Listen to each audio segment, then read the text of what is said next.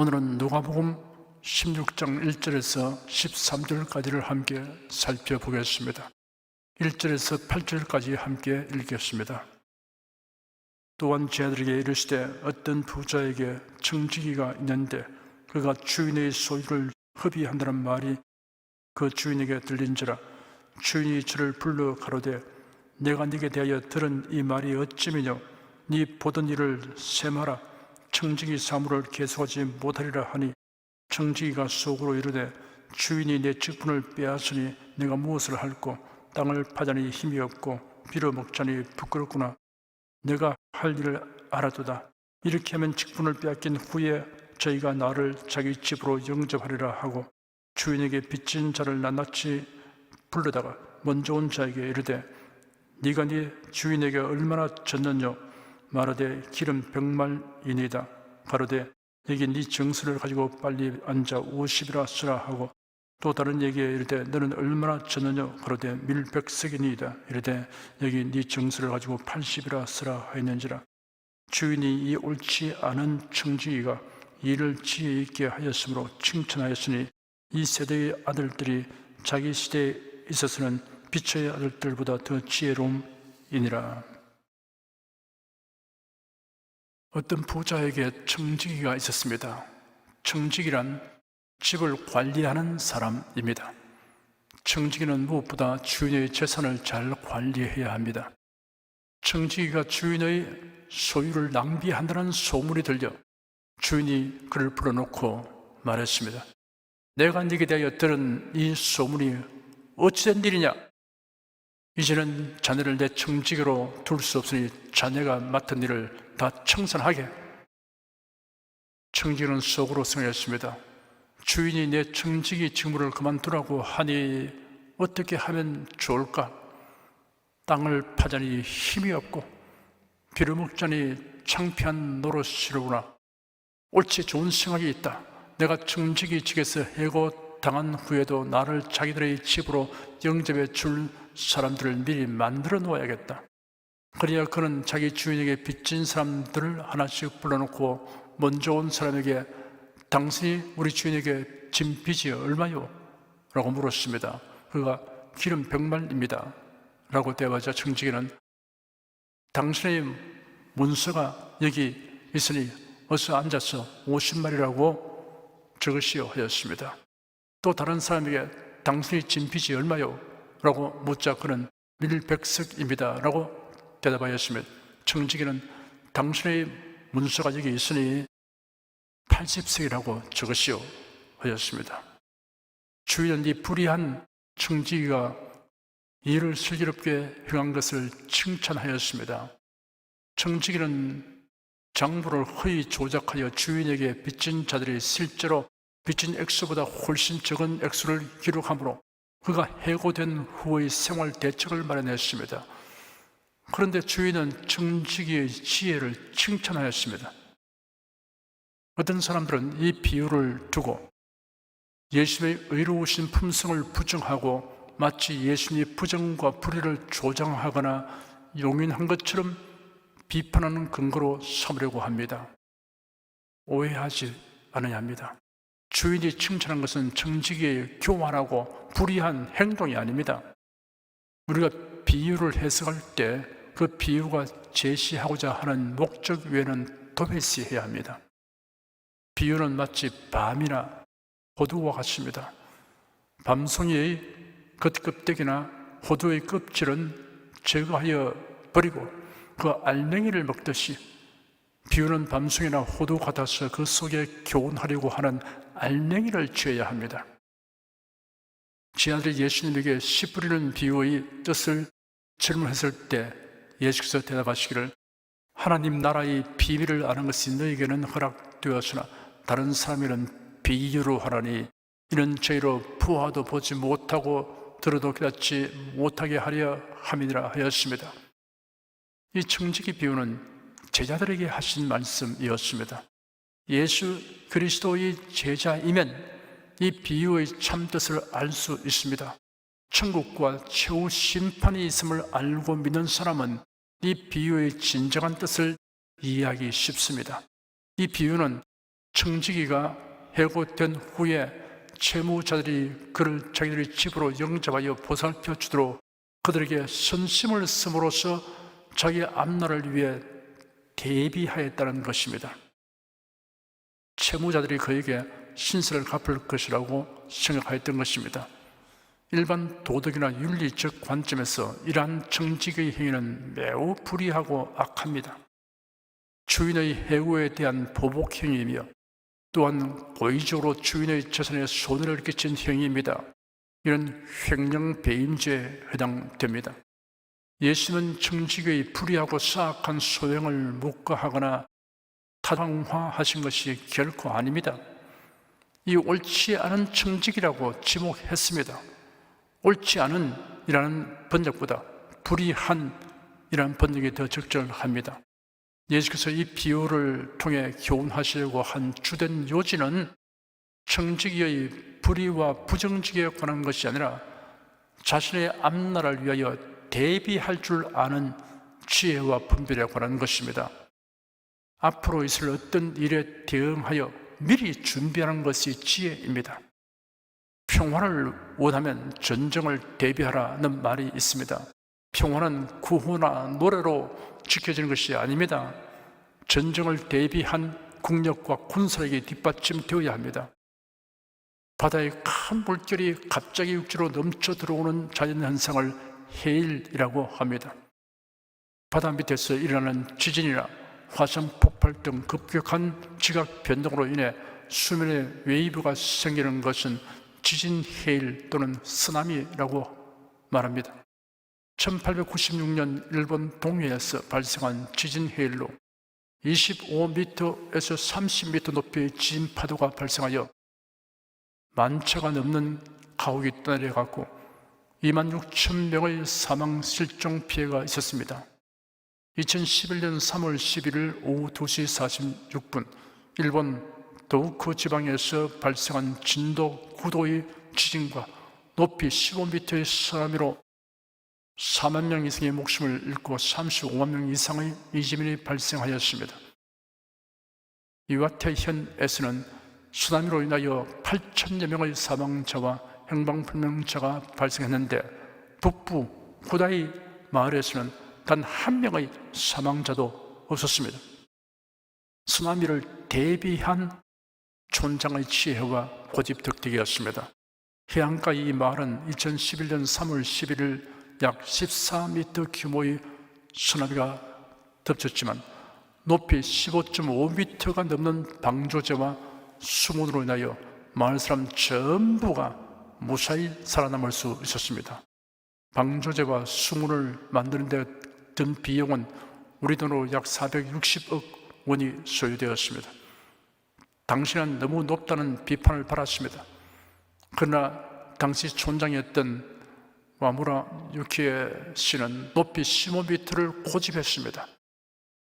왜냐하면 1896년과 1933년에 밀어닥친 쓰나미로 439명이 목숨을 잃었기 때문이었습니다. 촌장은 예산 낭비라는 주변의 지적에도 불구하고 높이 15m의 방조제와 수문 건설을 기어코 밀어붙였던 것입니다. 필연코 다가올 일을 대비하는 지혜에 관하여 잠언서에는 계미를 예로 들었습니다. 땅의 작고도 가장 지혜로운 것 내시나니 곧 힘이 없는 종류로 돼 먹을 것을 여름에 예비하는 계미라고 하였고 게으른 자여 계미에게로 가서 그 하는 것을 보고 지혜를 얻으라. 계미는 두령도 없고 간직자도 없고 주권자도 없어되 먹을 것을 여름 동안에 예비하며 추수 때 양식을 모으느니라 하였습니다. 예수는 청지기 비유를 통하여 앞날을 위하여 대비할 줄 아는 지혜를 교훈하시는데 무엇보다도 그리스도인들의 삶의 지혜는 죽음 후의 영원한 삶을 위하여 대비하는 데 있음을 교훈하신 것입니다. 어리석은 자는 기필코 닥칠 죽음과 심판에 대한 경고를 무시한 채 현세의 즐거움만 추구합니다. 어리석은 자는 가장 확실한 미래에 대해서는 믿지 않고 불확실한 내일을 믿고 일을 꾸미며 즐깁니다. 야고보 사도는 기록하기를 내일 일을 너희가 알지 못하는도다. 너희 생명이 무엇이뇨? 너희는 잠깐 보이다가 없어지는 안개니라. 너희가 도리어 말하기를 주의 뜻이면 우리가 살기도 하고 이것저것을 하리라 할 것이거늘 이제 너희가 허탄한 자랑을 자랑하니 이러한 자랑은 다 악한 것이라 하였습니다. 죽음에 대한 대비를 하지 아니한 어리석은 부자에 대한 예수의 비유를 읽어드리겠습니다. 한 부자가 그 밭에 소출이 풍성하며 심중에 생각하여 가로되 내가 곡식 쌓아둘 곳이 없으니 어찌할꼬 하고 또 가로되 내가 이렇게 하리라. 내 곡간을 헐고 더 크게 짓고 내 모든 곡식과 물건을 거기에 쌓아두리라.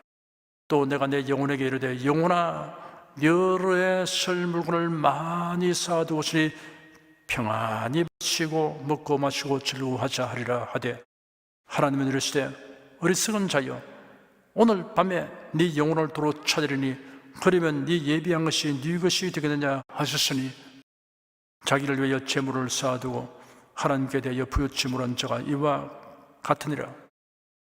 인생에게 가장 확실하게 다가오는 것은 죽음과 심판입니다. 이를 위해서 대비하는 자는 진실로 지혜로운 자입니다. 종교, 철학, 재물, 과학, 기술, 선행은 죽음과 심판에 대한 대비책이 될 수 없습니다. 예수 그리스도를 믿고 섬기는 것 외에는 대비책이 없습니다. 9절 한 절을 함께 읽겠습니다. 내가 네게 말하노니 불의의 재물로 친구를 사귀라. 그리하면 없어질 때 저희가 영원한 처수로 너희를 영접하리라. 불의한 재물이라는 표현은 재물은 불의한 것이다 라는 뜻이 아닙니다. 재물을 경시하는 것은 성경의 가르침이 아닙니다. 아브라함은 육축과 은금이 풍부하였습니다. 야곱도 심히 풍부하여 양떼와 노비와 약떼와 나귀가 많았습니다. 예수는 당시 유대 사회에서의 재물에 대한 통념대로 불의한 재물이라는 표현을 사용하는 것입니다. 재물로 친구를 사귀라 하였습니다. 재물을 아무리 움켜쥐어도 언젠가는 놓게 됩니다. 재물을 모으기는 힘들어도 없어지려면 하루아침에 없어지기도 합니다. 인생은 누구나 빈손으로 왔다가 빈손으로 갑니다. 재물로 사귀어야 할 친구란 불우이웃을 의미합니다. 극빈자라고 불우한 것이 아닙니다. 참으로 불우한 사람이란 불신자입니다. 죽음과 심판에 대한 대비를 하지 않고 있는 자들입니다. 그러니 친구를 사귀라는 말씀은 예수를 믿지 않는 사람과 믿음이 온전치 못한 사람을 참된 신자가 되도록 하는데 재물을 사용하라는 의미입니다. 그리하면 재물은 없어져도 장차 주님 앞에 서는 날 칭찬과 상이 기다리고 있는 것을 보게 될 것입니다. 예수께서 말씀하시기를 누구든지 제자의 이름으로 이 소자 중 하나에게 냉수 한 그릇이라도 주는 자는 내가 진실로 너에게 이르노니 그 사람이 결단코 상을 잃지 아니하리라. 보라 내가 속히 오리니 내가 줄 상이 내게 있어 각 사람에게 그의 일한 대로 갚아주리라 하였습니다. 그날에 여러분으로 인하여 신앙을 갖게 되고 혹은 믿음을 견고히 갖게 되었던 사람들이 반갑게 맞이할 것입니다. 그러므로 삶의 지혜란 재물을 얼마나 많이 축적하고 소유하느냐 보다 재물을 무엇을 위하여 어떻게 사용하느냐를 알고 실천하는 것입니다. 10절에서 12절까지 함께 읽겠습니다. 지극히 작은 것에 충성된 자는 큰 것에도 충성되고 지극히 작은 것에 불의한 자는 큰 것에도 불의하니라. 너희가 만일 불의한 재물에 충성치 않으면 누가 참된 것으로 너희에게 맡기겠느냐? 너희가 만일 남의 것에 충성치 않으면 누가 너희의 것을 너희에게 주겠느냐? 사소한 약속을 어떻게 취급하는가를 살펴보면 그 사람의 신실한 정도를 알 수 있습니다. 작은 일을 소홀히 하면 그 연장선상에서 그 사람의 성격을 판단할 수 있습니다. 신선하지 못한 사람에게 중대한 일을 맡길 수 없습니다. 우리가 한시적으로 소유하는 덧없는 재물을 어떻게 사용하는가 하는 것은 천국에서 맡게 될 영원하고 참된 것에 연관된다는 것을 교훈하셨습니다. 내 수중에 있는 재물이라도 사실은 하나님의 것이며 이를 맡아 관리하는 것입니다. 잠시 맡은 재물을 하나님의 청지기인 우리가 합당치 않게 취급하면 천국에서 각자의 몫으로 할당되는 것도 받지 못하게 될 것을 암시하였습니다. 우리가 천국에 가면 기본적으로는 모두 동등한 행복을 누립니다. 계시록 21장에 기록되기를 다음과 같이 계시되어 있습니다. 또 내가 새하늘과 새 땅을 보니 처음 하늘과 처음 땅이 없어졌고 바라도 다시 있지 않더라. 또 내가 보매 거룩한 성새 예루살렘이 하나님께로부터 하늘에서 내려오니 그 예비한 것이 신부가 남편을 위하여 단장한 것 같더라. 내가 들으니 보좌에서 큰 음성이 나서 가로되 보라, 하나님의 장막이 사람들과 함께 있으며 하나님이 저희와 함께 거하시리니 저희는 하나님의 백성이 되고 하나님은 친히 저희와 함께 계셔서 모든 눈물을 그 눈에서 씻기시며 다시 사망이 없고 애통하는 것이나 곡하는 것이나 아픈 것이 다시 있지 아니하리니 처음 것들이 다 지나갔음이로라. 보좌에 앉으신 이가 가라사대 보라, 내가 만물을 새롭게 하노라 하시고 또 가라사대 이 말은 신실하고 참되리 기록하라 하시고 또 내게 말씀하시되 이루어도다. 나는 알파와 오메가요 처음과 나중이라. 내가 생명수 샘물로 목마른 자에게 값없이 주리니 이기는 자는 이것들을 유업으로 얻으리라. 나는 저희 하나님이 되고 그런 내 아들이 되리라. 그런데 성도들은 생명수 강가에서 생명나무 실과를 먹으면서 한가롭게 놀기만 하는 것이 아닙니다. 부활한 몸은 늙지 않고 쇠하지 않으며 다치거나 병들지 않고 죽지 않습니다. 부활하신 예수님의 영광의 몸의 형체와 같이 변하게 된다고 하였습니다. 부활하신 예수님은 제 아들이 모인 집에 문들이 다 닫혀 있는데 호련히 제 아들 가운데 오셨습니다. 가실 때 문을 열고 나가시는 것이 아니라 순식간에 떠나가 버렸습니다. 지금 우리 육체처럼 시공간이나 물체의 제한을 받지 않는 몸입니다. 그러니 활동 범위와 할 수 있는 일들은 우리의 상상을 초월합니다. 자세한 것은 계시되어 있지 않으나 천국에서 성도들의 영광과 지위와 임무에는 차등이 있음이 분명합니다. 천사도 계급과 서열이 있으며 역할이 분담되어 있습니다. 미가엘은 거의 군사인 천군의 우두머리이고 가브리엘은 계시 전달을 하는 천사의 우두머리입니다. 미가엘과 가브리엘은 천사장입니다. 성도는 천년 왕국에서 왕노릇하게 됩니다. 요한계시록에 기록되기를 저희로 우리 하나님 앞에서 나라와 재상을 삼으셨으니 저희가 땅에서 왕노릇하리로다 하더라. 이 첫째 부활에 참여하는 자들은 복이 있고 거룩하도다. 둘째 사망이 그들을 다스리는 권세가 없고 도리어 그들이 하나님과 그리스도의 재상이 되어 천년 동안 그리스도로 더불어 왕노릇하리라 하였습니다. 예수님의 달란트 비유에서 주인은 착하고 충성된 종에게 잘하였도다. 착하고 충성된 종아, 네가 작은 일에 충성하였으니 내가 많은 것으로 내게 맡기리니 내 주의 즐거움에 참여할지어다 하였습니다. 이 세상에 사는 동안 하나님이 주신 것들을 하나님 중심으로 주님을 기쁘시게 하려는 목적으로 사용한 착하고 충성된 사람은 천국에서 영원히 참된 것으로 많이 받게 될 것입니다. 13절 한 절을 함께 읽겠습니다. 집 하인이 두 주인을 섬길 수 없나니 혹 이를 미워하고 저를 사랑하거나 혹 이를 중히 여기고 저를 경히 여길 것임이라. 너희가 하나님과 재물을 겸하여 섬길 수 없느니라. 집 하인이 두 주인을 섬길 수 없음 같이 사람이 하나님과 재물을 겸하여 섬길 수 없다고 하였습니다. 재물은 하나님을 섬기는 수단이지 목적이 아닙니다.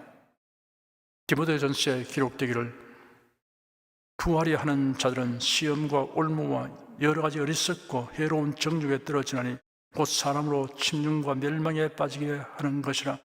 돈을 사랑함이 일만하의 뿌리가 되나니 이것을 사모하는 자들이 미혹을 받아 믿음에서 떠나 많은 근심으로서 저희를 찔렀도다. 부자가 되지 말라는 말씀이 아닙니다. 부자가 되려고 하는 사람이 유의해야 할 것에 대하여 말씀하신 것입니다. 돈은 사랑의 대상이 아닙니다. 돈을 사랑하면 악한 길로 나가게 됩니다. 돈을 사랑한다는 것은 돈이 삶의 목적이 된 것을 말합니다. 돈을 사랑하면 수단 방법 가리지 않게 되어 시험과 올무와 여러 가지 해로운 욕심에 떨어진다고 하였습니다. 신자가 재물의 마음을 빼앗기면 재물의 노예가 되고 결국 믿음의 손상과 타격을 받게 됩니다. 마침내 그 영혼이 파멸과 멸망에 빠지게 됩니다. 성경 기록 중에서 발람 선지자는 재물에 대한 과도한 욕심을 제어하기가 얼마나 어려운가를 여실하게 보여주는 대표적인 사례입니다. 애굽의 종살이에서 해방되고 출애굽한 이스라엘 민족이 40년 동안의 광야 생활을 마치고 새로운 가나안 정복 행군을 시작하는 무렵 이방 나라들과의 전쟁에서 승승장구한 이스라엘 민족이 모압 평지에 이르러 진을 쳤습니다. 이러한 이스라엘의 강력한 행군에 놀란 모압 왕 발락이 그 당시에 만연했던 술법으로서 이스라엘을 저주하려고 하여 당대의 저명한 복술가인 발람을 불러오려고 하였습니다. 그리하여 이를 효섭할 자들을 발람 신자에게 줄 예물을 가지고 가게 하였습니다. 발람 신자는 그들을 하루 유수하게 하고는 하나님께 물었습니다. 하나님께서 발람에게 말씀하셨습니다. 그 사람들과 함께 올라가지 말아라. 또 애굽에서 나온 이스라엘 백성을 저주하지 말아라. 내가 이미 그들에게 복을 드렸기 때문이다 하였습니다. 그리하여 발람은 발락 왕이 보낸 자들에게 그들의 뜻을 확실하게 밝혔습니다. 그러나 발락 왕은 포기하지 않고 이번에는 더 지체가 높은 사람들을 더 많이 보내었습니다. 그들은 발람을 찾아가 다음과 같은 왕의 전가를 전하였습니다. 아무것도 걱정하지 마시고 이리로 올라오십시오.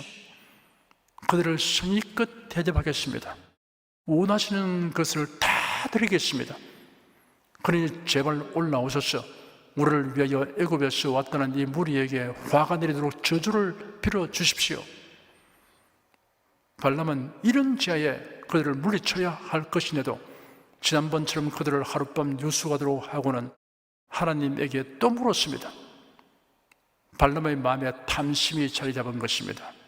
그 밤에 하나님께서 발람에게 말씀하시기를 너를 찾아온 사람들이 또다시 저들과 함께 가자고 졸라대거든 따라가거라. 하지만 가더라도 내가 시키는 대로만 하리라 하였습니다. 탐심에 사로잡힌 발람은 하나님이 하시는 말씀의 말귀를 알아듣지 못하였습니다. 내가 지난번에 내게 확실한 답을 주었는데 왜 또 묻느냐? 그렇다면 네 마음대로 하라는 뜻으로 알아들어야 합니다. 부모가 안 된다고 말해주어도 자식이 계속 고집하고 졸라대면 정거리면 네 마음대로 해라 라고 말하는 경우가 있습니다. 이를 허락하신 것으로 아는 자식은 멍청한 자식입니다. 부모님 마음을 알겠습니다, 하지 않겠습니다 라고 말해야 합니다. 이튿날 발람은 나귀에 안장을 놓고 발락 왕에게로 가려고 길을 떠났습니다. 중도의 천사가 그의 앞길을 막으니 나귀는 칼을 빼들고 쓰이는 천사를 보고서 깜짝 놀라 길에서 벗어나 밭으로 뛰어들었습니다. 발람은 길로 들어서게 하려고 나귀에게 채찍질을 하였습니다. 그러자 천사가 양쪽이 담으로 둘러쳐진 포도원 사이의 좁은 길을 막고 섰습니다. 나귀가 몸을 포도원 담벼락에 마구 비벼대자 발람은 발에 상처를 입었습니다. 발람은 더욱 힘껏 나귀에 채찍질을 하였습니다. 나귀는 천사를 바라보고는 무서워 그 자리에 주저앉았습니다. 발람은 화가 나서 들고 있던 지팡이로 나귀를 마구 때렸습니다.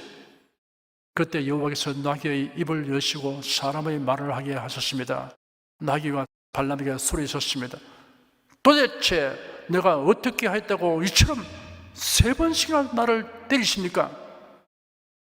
네가 나를 이렇게 바보 취급하지 않았느냐? 내 손에 칼만 있었다면 너를 당장 베어버리고 말았을 것이다 하고 발람이 말했습니다. 나는 일생 동안 주인님이 타고 다니던 나귀가 아닙니까? 이제껏 지금처럼 마구 날뛰던 적이 한 번이라도 있었습니까? 아니, 없었지 하고 발람이 대답하였습니다.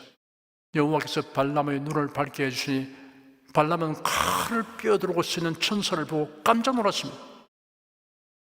머리를 숙이며 땅에 엎드렸습니다. 천사가 발람에게 말하기를 어쩌 자꾸 이렇게 나귀를 3번씩이나 후려치느냐? 나는 네 길을 막으려고 이렇게 나섰다. 네가 가지 말아야 할 길을 가고 있기 때문이다. 네가 타고 있는 나귀가 네 목숨을 구하려고 나를 보고 3번씩이나 피하였다. 만일 나귀가 피하지 않았다면 나귀만 살리고 너는 벌써 죽고 말았을 것이다. 발람이 입을 열었습니다. 진정 제 잘못입니다. 지금이라도 당장 발길을 돌이켜 집으로 돌아가겠습니다. 그러자 천사가 발람에게 가거라. 저 사람들과 함께 길을 떠나거라. 하지만 내가 네게 이르는 대로만 말하여라 하였습니다. 발람 왕은 직접 국경까지 나가서 발람을 영접하였습니다. 그리고 그를 정중하게 모시고 높은 기적들을 보냈던 일, 그리고 자신의 요구대로 이스라엘을 저주하기만 하면 재물과 존귀한 지배를 주기로 한 일을 언급하였습니다. 발람은 칼을 빼어든 천사의 모습이 눈에 선하고 그 말이 귀에 쟁쟁하여 발람 왕의 요구를 따르지 않았습니다. 그러나 발람은 발람 왕에게 이스라엘 자손들이 하나님의 징벌을 받게 하는 계교를 가르쳐 주었습니다. 발람의 중심에 탐욕이 있었기 때문입니다. 발람은 이로 인해 발락 왕으로부터 후한 보상을 받았으나 결국 이스라엘이 미디안을 정복했을 때 발람을 칼로 죽였습니다. 탐욕은 마치 거머리 같아서 마음에 딱 달라붙으면 좀처럼 떨어지지 않습니다. 옳지 않은 청지기 비유를 통하여 우리는 재물을 어떻게 생각하고 관리할 것인가에 대하여 교훈을 얻었습니다. 재물은 사랑하고 사모할 대상이 아닙니다. 재물은 하나님을 섬기는 도구일 뿐입니다. 재물이란 우리에게 맡겨진 것이요 없어질 것이지만 그러나 결코 아무렇게나 취급할 것이 아닙니다. 재물에 대한 우리의 이해와 사용이 우리의 영원한 삶과도 직결되기 때문입니다.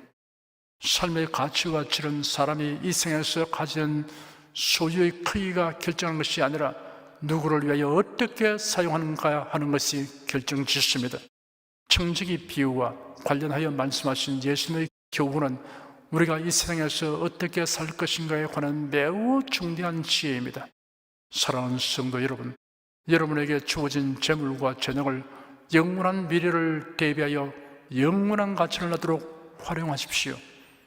하나님을 섬기고 사랑하며 기쁘시게 하는 목적을 위해서 획득하고 사용하십시오.